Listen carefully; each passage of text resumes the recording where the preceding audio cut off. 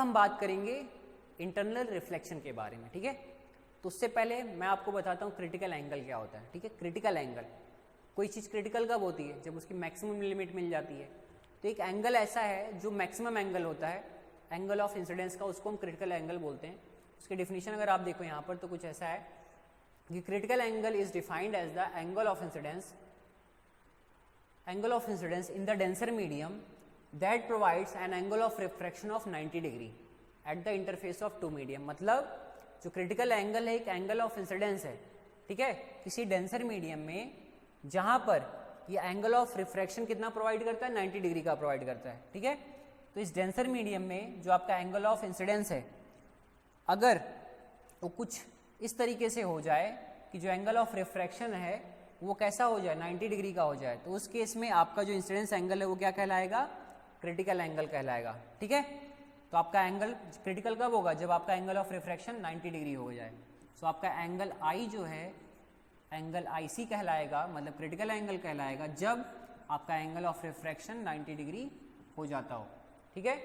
तो critical angle क्या है? Critical angle is the maximum incidence angle for which the angle of refraction is equal to the 90 degree. अब इसका use क्या है हम देखेंगे टोटल इंटरनल रिफ्लेक्शन में, ठीक है। टोटल इंटरनल रिफ्लेक्शन मतलब कोई चीज कंप्लीटली रिफ्लेक्ट हो जा रही है। सो ये क्या है? सो जब आपकी लाइट रे किसी डेंसर मीडियम से रेयर मीडियम में जाती है, मतलब हाईली डेंस मीडियम से लो डेंस मीडियम में जाती है, तो क्या होता है? लाइट रे अपने ही मीडियम में वापस चली जाती है, मतलब डेंसर मीडियम में वापस चली जाती है। कब आएगी? जब आपका angle of incidence critical angle या क्रिटिकल एंगल से ज्यादा हो जाता है, ठीक है। So when light rays travels from a denser medium to the rare medium, ये बात ध्यान रखना कि हमेशा डेंसर से रेयर मीडियम में ही लाइट रे जानी चाहिए। तो उस केस में क्या होता है? उस केस में आपका क्या होगा? And is incident at an angle more than the critical angle, critical angle से ज्यादा एंगल पर इंसिडेंट करती है उस मीडियम में। तो उस केस में जो आपकी लाइट रे होती है कंप्लीटली उसी मीडियम में, डेंसर मीडियम में रिटर्न हो जाती है। इसको हम बोलते हैं टोटल इंटरनल रिफ्लेक्शन, ठीक है। अगर आप यहाँ पर देखना चाहो तो आपको दिखाई पड़ रहा है आपकी लाइट रे कुछ इस तरीके से इंसिडेंट हो रही है, रिफ्रैक्ट हो गई, तो यहाँ पर इंटरनल रिफ्लेक्शन नहीं हुआ। फिर हमने एंगल को बढ़ाया, अब लाइट रे रिफ्रैक्ट होगी 90 डिग्री पर, तो ये आपका क्रिटिकल एंगल कहलाएगा।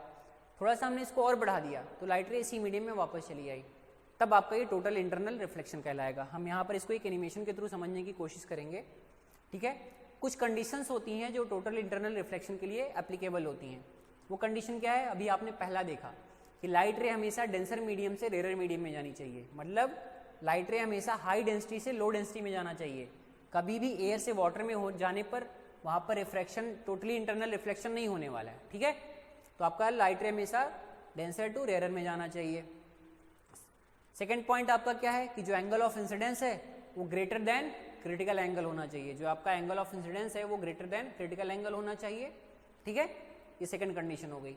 आपको मैं एक एनिमेशन के थ्रू यहाँ पर समझाने की कोशिश करता हूँ। ये मान लो एक्वेरियम है, मान लो कि एक्वेरियम ही है बट आपका रियल नहीं है ये।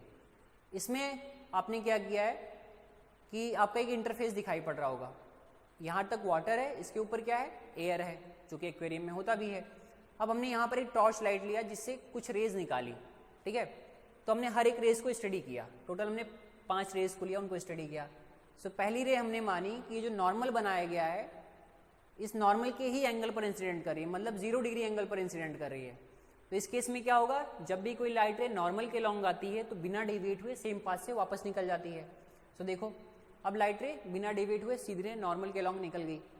फिर हमने सेकेंड केस लिया जहाँ पर हमने एंगल ऑफ इंसिडेंस को थोड़ा सा बढ़ा दिया, पहले 0 डिग्री था, इस बार हमने थोड़ा सा बढ़ा दिया। तो इस केस में देखो क्या हो रहा है, अब लाइट रे आपकी कुछ इस एंगल पे निकल रही है, रिफ्रैक्ट हो गई, ठीक है। तीसरा कंडीशन अगर हम देखें, देखो कुछ पार्ट हमारा लाइट का रिफ्लेक्ट भी हो रहा है, मतलब अगर यहाँ पर 100 नंबर ऑफ लाइट रेज आ रही हैं, 100% इंटेंसिटी आ रही है लाइट की, यहाँ पर मान लेते हैं 100% इंटेंसिटी लाइट की आई, तो क्या होगा? यहाँ से आपका 20% रिफ्लेक्ट हो गया और 80% यहाँ पर रिफ्रैक्ट हो गया। क्लियर? अब थर्ड केस देखें हम अगर, तो थर्ड केस अगर आप देखो तो थर्ड केस में क्या हो रहा है कि हमने एंगल ऑफ इंसिडेंस को और बढ़ा दिया है, मतलब ये जो एंगल था इसको हमने और बढ़ा दिया है और टिल्ट कर दिया है। तो इस केस में क्या हो रहा है? देखो यहाँ पर जो आपका सेकंड नंबर केस था, यहाँ पर जो रिफ्लेक्शन हो रहा है इसको हम लोग पार्शियल रिफ्लेक्शन बोलेंगे, मतलब कंप्लीट लाइट रे रिफ्लेक्ट नहीं हो रही, थोड़ी बहुत हो रही है, पार्शियली हो रही है, तो हमने पार्शियल रिफ्लेक्शन बोल दिया। और वहीं पर जो एंगल ऑफ रिफ्रैक्शन है वो आपका 50 डिग्री के अराउंड हमने मान लिया है। अब हमने जो एंगल ऑफ इंसिडेंस था वो 30 से बढ़ा करके 35 कर दिया, पहले 0 था फिर 30 किया, अब 35 कर दिया। अब जब हम इसको करेंगे तो हम क्या देख रहे हैं, इस बार भी कुछ number of light rays reflect हो रही हैं, बट जो रिफ्रैक्टिव एंगल है आपका वो 70 डिग्री हो गया, पहले 50 था, अब 70 डिग्री पर लाइट रेज रिफ्रैक्ट हो रही हैं, ठीक है। थर्ड कंडीशन, फोर्थ कंडीशन देखें, अब हमने 5 डिग्री से इसको और बढ़ा दिया, ठीक है, और टिल्ट कर दिया है, नॉर्मल से और टिल्टिंग कर दिया इसका, तो ये 40 डिग्री हो गया। इस केस में देखो जो रिफ्रैक्शन हो रहा है कैसा हो रहा है, इस केस में हमारा जो रिफ्रैक्शन का एंगल है वो कितना हो गया, 90 डिग्री आपको दिखाई पड़ रहा होगा। ये जो लाइट रे है ये नॉर्मल के साथ 90 डिग्री एंगल पर बना रही है, और कुछ पार्ट हमारा लाइट का रिफ्लेक्ट हो रहा है, ठीक है, अभी भी कंप्लीटली रिफ्लेक्शन नहीं हो रहा है, कुछ रिफ्रैक्ट हो रहा है, कुछ रिफ्लेक्ट हो रहा है, ठीक है। तो देखो क्रिटिकल एंगल आपका क्या हुआ, एंगल ऑफ इंसिडेंस है। कब एंगल ऑफ इंसिडेंस होगा ये, जब आपका एंगल ऑफ रिफ्रैक्शन 90 डिग्री हो जाए। अब आपका जो यहाँ पर 40 डिग्री एंगल मिला वो क्या हो गया, क्रिटिकल एंगल हो गया, जिसके लिए हमारा एंगल ऑफ रिफ्रैक्शन क्या हो गया, 90 डिग्री हो गया, ठीक है। अब जैसे ही हम ये 40 डिग्री से ऊपर के एंगल को बढ़ाएंगे, मतलब लाइट रेज को 40 से ऊपर के एंगल पे भेजेंगे, 45 पर या 42 पर या 41 पर ही भेजेंगे, तो हमारी लाइट रे इस बार रिफ्रैक्ट नहीं होगी, इस बार पूरी की पूरी लाइट रे हमारी इसी मीडियम में, मतलब एक्वेरियम में ही वापस चली आएगी। तो आप देखो यहाँ पर देखो हमने एंगल 45 किया, इस बार लाइट रे हमारी कंप्लीटली रिफ्लेक्ट हो गई। तो इस बार जो रिफ्लेक्शन है इसको हम बोलेंगे टोटल इंटरनल रिफ्लेक्शन, मतलब इस बार अगर हमारी 100% लाइट रे यहाँ पर आई तो 100% हमारी यहाँ पर रिफ्लेक्ट हो गई, इसको हम बोलते हैं टोटल इंटरनल रिफ्लेक्शन। और इसके पहले जितना भी रिफ्लेक्शन हो रहा है वो हमारा क्या कहलाएगा, पार्शियल इंटरनल रिफ्लेक्शन कहलाएगा, ठीक है, पार्शियली रिफ्लेक्ट हो रहा है और मैक्सिमम पार्ट रिफ्रैक्ट हो जा रहा है। तो इस तरीके से आप टोटल इंटरनल रिफ्लेक्शन को डिफाइन करते हो, विजुलाइज करते हो। तो ये कब होगा, जब आपका angle of incidence critical angle से ज़्यादा हो जाएगा, तभी आपका टोटल इंटरनल रिफ्लेक्शन होगा। अभी हम पढ़ क्यों रहे हैं, क्योंकि इसके कई जगहों पर यूजेस होते हैं, ठीक है, हमारे नॉर्मल लाइफ में भी इसके यूजेस हैं। तो क्या क्या यूजेस हैं, आप लोगों के घरों में आजकल इंटरनेट आता होगा तो आप लोगों ने सुना होगा ऑप्टिकल फाइबर, जियो फाइबर का नाम सुना होगा।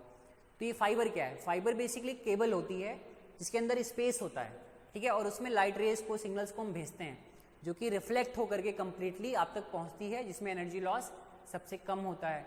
तो ऑप्टिकल फाइबर जो होते हैं वहाँ पर हम लोग टोटल इंटरनल रिफ्लेक्शन का यूज़ करते हैं। पेरिस्कोप एक डिवाइस होता है जो कि जो सबमरीन्स होते हैं, पनडुब्बियाँ जो होती हैं ना हमारे शिप्स की, है ना, आर्मीज़ की या फिर नेवी की, उनमें यूज़ होता है, जिससे कि आप पानी के नीचे रहते हो बट आप पानी के ऊपर देख पाते हो। इसका स्ट्रक्चर कुछ अगर मैं शेप बनाऊं तो ये इस शेप का होता है, ठीक है।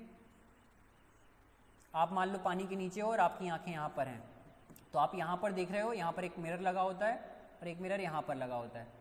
तो ऑब्जेक्ट मान लेते हैं कि मैं यहाँ सामने खड़ा हूँ पानी के ऊपर, मेरी बोट चल रही है और आपकी सबमरीन नीचे है, तो मेरी बोट से आने वाली जो लाइट रेज होंगी यहाँ पर पड़ेंगी, यहाँ से रिफ्लेक्ट होकर के यहाँ पर आएंगी, यहाँ से रिफ्लेक्ट होकर के आपकी आंखों में जाएंगी।